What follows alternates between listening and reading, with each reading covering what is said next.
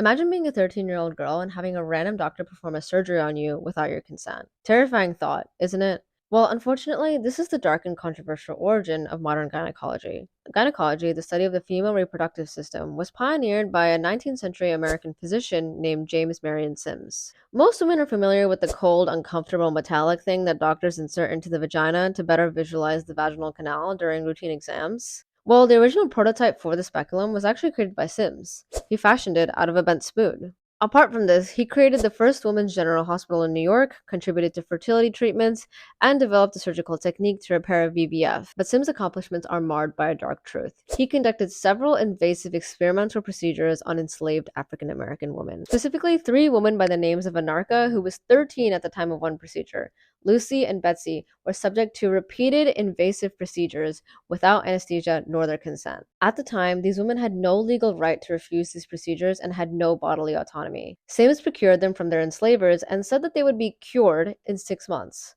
Unfortunately, these experiments lasted up to 5 years. Anarcha underwent at least 13 surgeries, and although these three women are the only ones explicitly mentioned in his public reports, it's believed that he experimented on at least 12 additional enslaved women. The procedures were extremely invasive and painful, and he oftentimes performed them in front of other doctors. Despite these women's immense suffering, Sims credited himself with these surgical breakthroughs, refusing to acknowledge the role that these enslaved African American women played in his success.